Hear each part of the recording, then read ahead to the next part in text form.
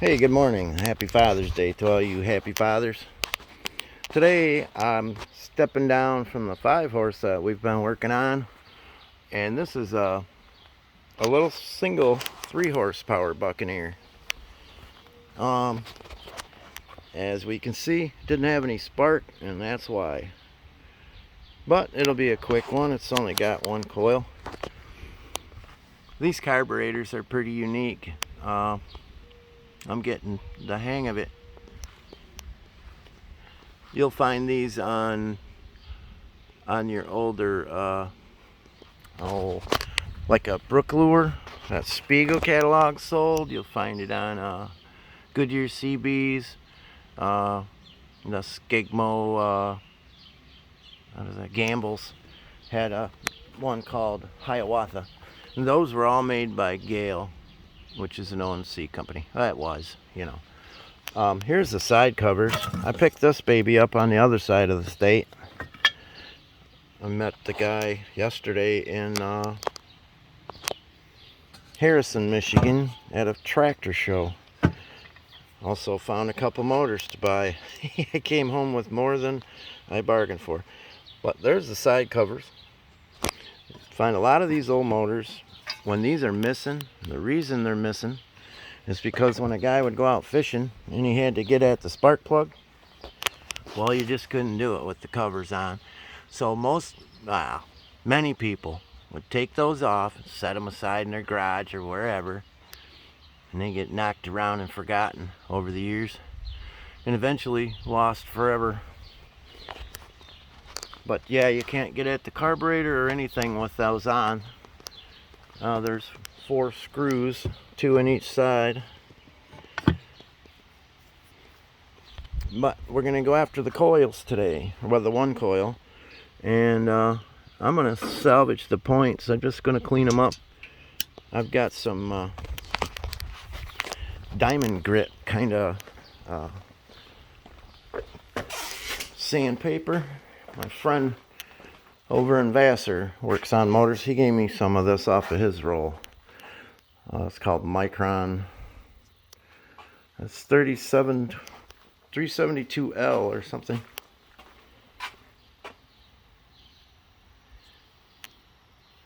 Micron. Anyway, it works pretty good for points. Most of the times, if they're not pitted super deep, you can shine them right up.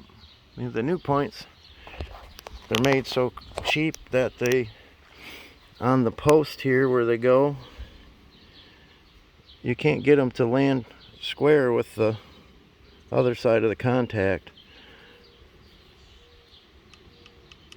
They're loose on the post. These ones are original. These points are probably 65 years old, or at least.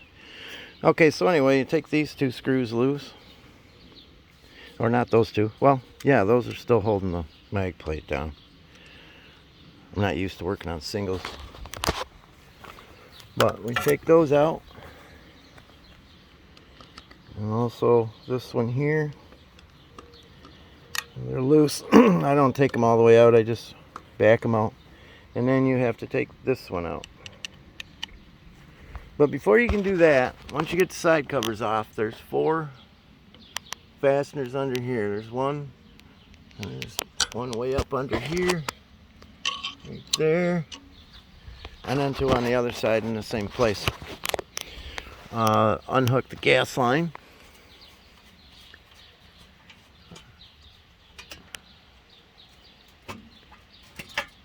Turn off your gas valve if your tank's got anything in it, and lift that off.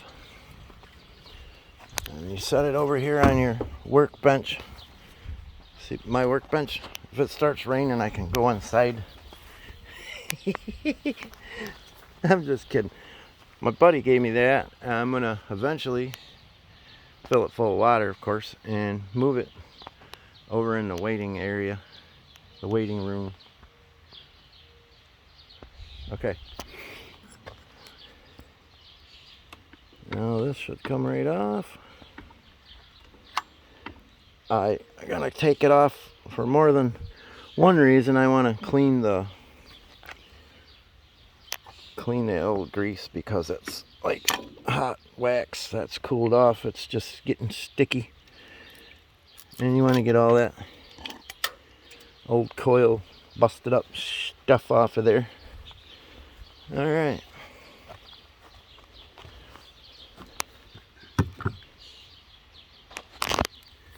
So once you get that, then there's a screw over here to take that lead off. I'm going to do that. I'm going to get a better camera set up so you don't have to stare at the bench here while I'm doing something. All 38 of my subscribers have been screaming for better camera. No, it's growing.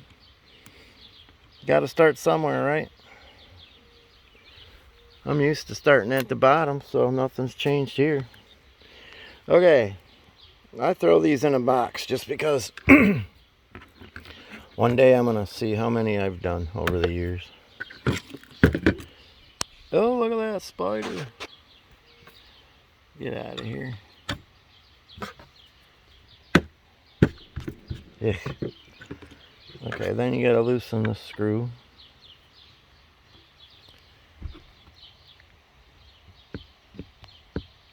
Oh!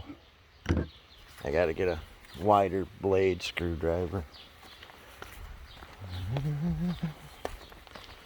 That has never been taken off. Those are original points and coils from 1962.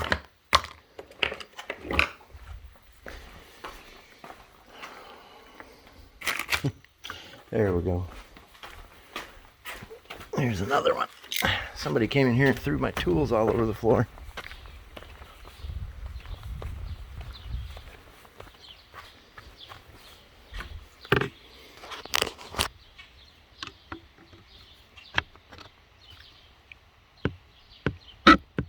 There, man. Yeah, this has never been taken apart.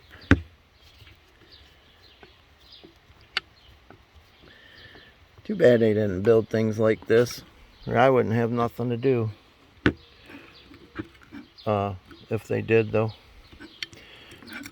Imagine buying a motor for, this was probably $129 or something back in '58.